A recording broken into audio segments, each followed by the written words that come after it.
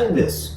On paper, your life looks perfect. You've got the degree, you have the job, you have the money, and let's say you even have your dream house by the lake, or perhaps in Dubai. But every single morning that you wake up, you feel sort of tired, where you feel like everything is a grind, despite knowing that you've been doing everything correctly.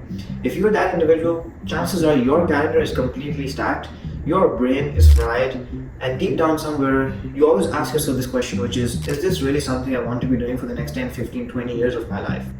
And that question is essentially at the heart of this book, High Performance Habits by Brendon Burchard, where Brendon essentially divides individuals into two broad camps. The first camp is the people who work really hard but are still overwhelmed and burnt out and they're unhappy.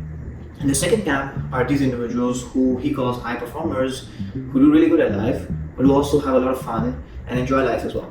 Honestly, this has been one of the most helpful self-development books that I have come across. And I don't mean most helpful in terms of where you read something and you get a high for a week and then you forget it. No, I mean it in the sense where you read this book and you're just amazed by the amount of value that it has and that you can't literally wait to implement it in your life.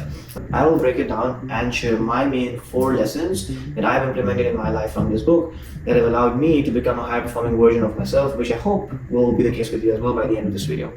Hi, my name is Arsam and I'm an AI engineer and high-performance enthusiast based in San Francisco. We make content on AI, high performance, and just generally how to improve and level up in your life. So if you tend to be interested in any one of those sort of topics or subtopics, then feel free to stay over here and I hope you will find a lot of value. And also, this book review video is part of a series of videos which I call the High Performance series as well, where I have made other videos on topics within productivity and high performance. And if you want to check those out as well, you can go to my YouTube page and you can find the series High Performance series.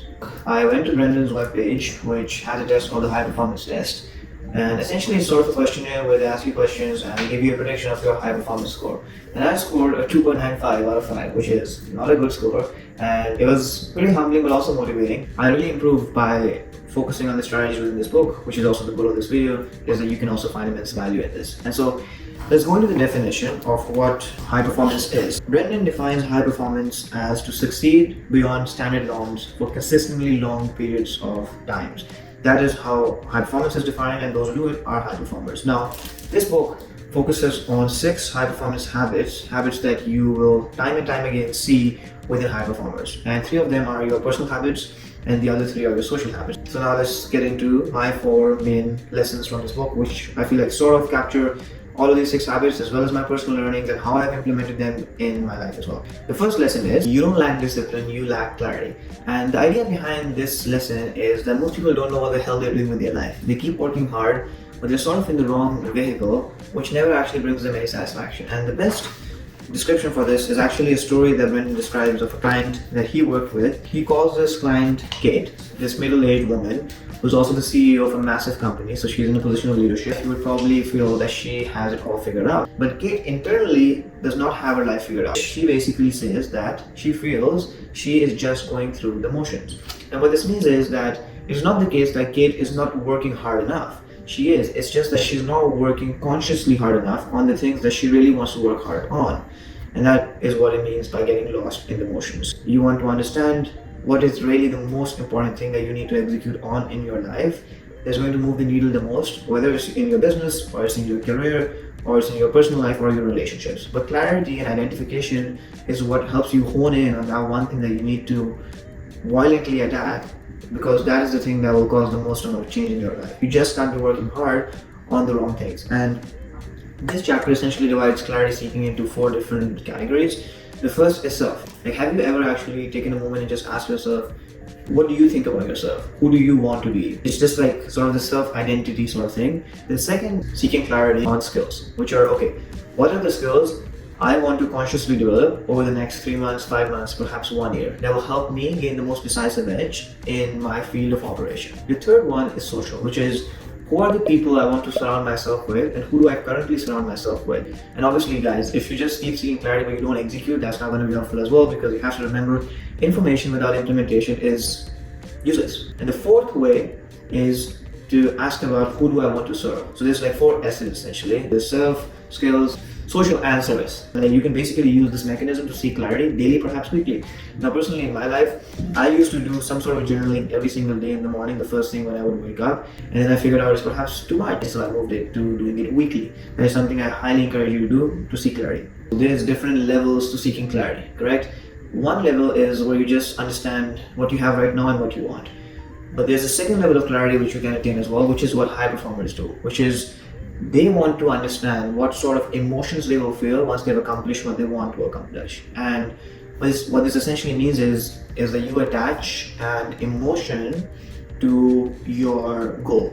So for example, my goal in Q1 of this year was to become an AI engineer and actually land a job at a startup. And so that was my goal. So I had absolute clarity on what I was supposed to do and what I wanted it and why I wanted it. And then I attached a feeling, an emotion that I would feel once I would have that job, which is, okay, I'll get money, I'll get paid. And so I'm able to go out and dine at whatever restaurant I want. Okay, that adds utility to my life.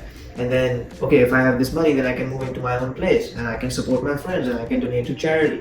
And so you make this worldview around that goal of yours where your emotions are entangled with the goal itself, and it just helps add an extra sort of layer and sort of materializes what you actually want to accomplish as well. So that's also one of the strategy you can do, is you want to have clarity on the sort of positive emotions you want to feel once you've accomplished this goal as well. Okay, so once we have this clarity, the next question is, how do we generate inside of ourselves the life force and just the sort of will that it takes to actually implement on the things that we now know that we need to execute on? And this is where it brings me to the second main lesson from this book that I really like. Energy is eternal delight. The best way that Brendon really captures this is that you don't really get burnt out. Burnt out is really when you're expending more energy than you are creating within yourself. Or essentially you're working on the wrong things. Because if you work on the right thing and you don't attain success in the way that you wanted it, you'll never be burnt out because you actually accomplished something regardless. One of the main ideas is that you need to optimize your health. So we commonly hear this objection from a lot of successful people as well, which is, I don't work out because I don't have time to work out. You work a lot of hours and you make good amounts of money, but you don't work out because you feel like you have no time to work out. And this book completely breaks that objection and throws it out of the window, because it is not the case that you don't have time. Everybody has the same 24 hours in a day. It is because you choose not to make time because you don't think this is going to be good enough for you. But that's not actually true. If you spend just 4 hours working out a week, which is, you have, let's say, 4 workouts of an hour each, that workout is actually going to rejuvenate you, and it's going to actually make you way more productive, and it's going to help you save more time that you were foolishly spending on work. And the second very good idea, very practical idea, is to master transitions.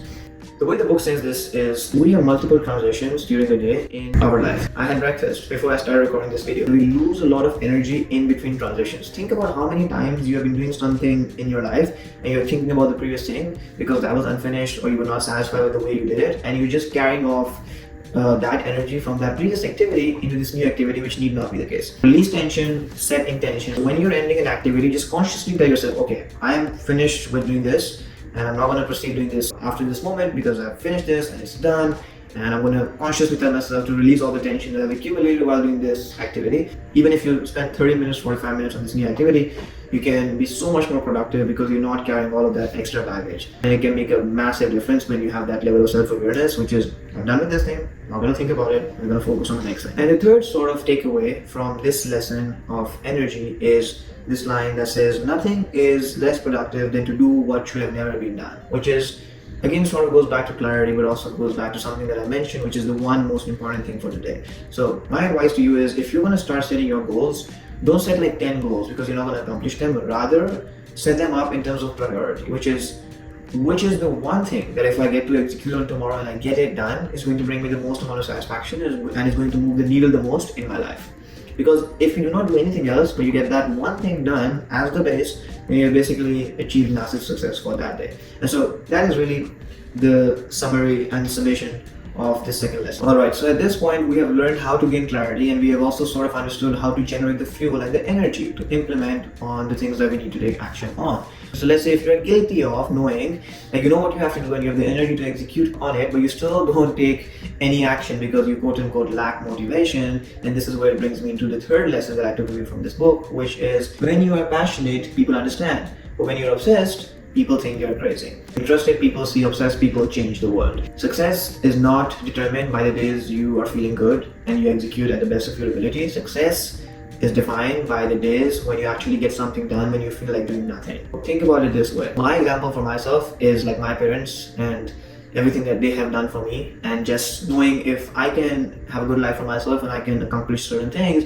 then I can really just give them a very good life. And all of the struggles and the sweats and the tears that they have shed for me and the amount of work they have contributed literally into my life will be something that I'll be able to give them back to. And the benefit of having an external sort of why is it's really hard to do things for yourself personally compared to when you do it for somebody else. When you make them the object of your hard work, human beings are twice as likely to run away from pain than they are towards pleasure. So think about two things, and I don't want to make this personal of the sort. Let's say you have an option between going to Maldives for a trip. Sounds pretty cool, sounds pretty fun, you'll have fun over there. Versus the most important person in your life might have cancer and you don't have the resources to help them with it. So which one of these two things you think is going to motivate you more? Probably not the pleasure one, because you're probably going to be fine even if you don't go to Maldives.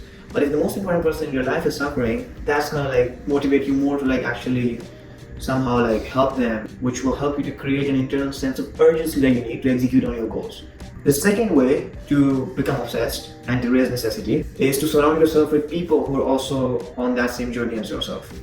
And I always quote this, and I'll quote this again on this channel, which is, if you want to go fast, you go alone, but if you want to go further, you go together. And there's also this other quote which says, you are the average of the 5 closest people to you.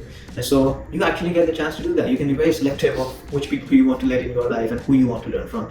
And the best way is, guys, if you are starting something new. So when I was recruiting, or when I was transitioning from a software engineer, which I believe has completely died, to an AI engineer in Q1 of this year, I was literally a newbie in AI engineering. I knew nothing, and then I had a job in 4 months. One of the first things I did was actually just go on LinkedIn and find 5 AI engineers whose content I want to consume every single day. And because of the online world nowadays, you don't even need your circle to be physical. If it is physical, that's good, but also because it's the virtual space and you can just be consuming those people's content every single day and learning from them, and they just become the 5 closest people to you. And you're the average. You're the average of the 5 closest people to you. And so now, for the last and the fourth lesson, the real influence grows when you have the courage to make other people better. And so there's essentially 2 parts to this lesson. The first is courage, and the second one is influence. Now, my way of mastering courage is just do one uncomfortable thing. If it's really uncomfortable, just break it down into steps and processes, and then just do the first step. And then ask yourself, okay, how do I feel after doing this thing? And chances are you'll feel very good, and then you just do the next thing. The only thing you don't want to do is stopping. You don't want to stop and do nothing. The second part of this lesson is influence, which is just to ask somebody for a favor and see how they respond. If they respond positively, then chances are that you already have influence over them, and that just gives you a sort of understanding. The first step is try asking and seeing how they respond, whether they respond positively or negatively. The second step is teach people how to think and force people how to grow. When somebody made you become a better version of yourself, you naturally look up to that person because you feel like you owe something to them, because they help you become a part, or they help you become a version of yourself that you're super proud of. You can be that sort of transport for other people by helping them grow, and in the process develop levels of influence over them, which is really nice as well. And the last way, the fourth way, is to role model the way. The best way to gain influence is to just share your own journey. And this sort of ties back into the idea of courage as well, which is your pain is your message. Your vulnerabilities are your biggest points of connectivity with other people. So for example, you have a procrastination issue. Guess what? Everybody else, most people have a procrastination issue. This is not something that defines you, this is not something that limits you. But the moment you try to tackle it as a human problem and you solve it, and then you talk about it and you teach other people about that, which is perhaps what I'm trying to do in this video as well, you role model the way. And other people will not look down upon you for your past of struggling with procrastination. Rather, they will see you as somebody who they can relate with because they have the same freaking issues as you. And now you show them a map, you show them a way to get out of it. And that's also how you develop influence. And I feel like this book has so much more value than these 4 lessons that I've sort of summarized. I would recommend you to give it a read if you're somebody who's interested in self-development, high performance, just becoming a better version of yourself. And the good thing is, it's not really specific. You can apply this to whatever field of life you're in. With that said, this is the conclusion for this book review video. I would request you to like, subscribe, and throw some comments if you can as well. The only cost that I do ask you for watching this video is that you share the link of this video with a friend of yours, maybe the closest person you know who has somewhat similar beliefs as you, and is also on a similar trajectory as you as well. That is the only cost that I ask you, because it does take effort to make these videos, and I do want to spread this message as well and make this a place of learning and building community. So with that said, take care, and I'll see you until next time. Bye bye. The most important lesson in this book, which is interested people are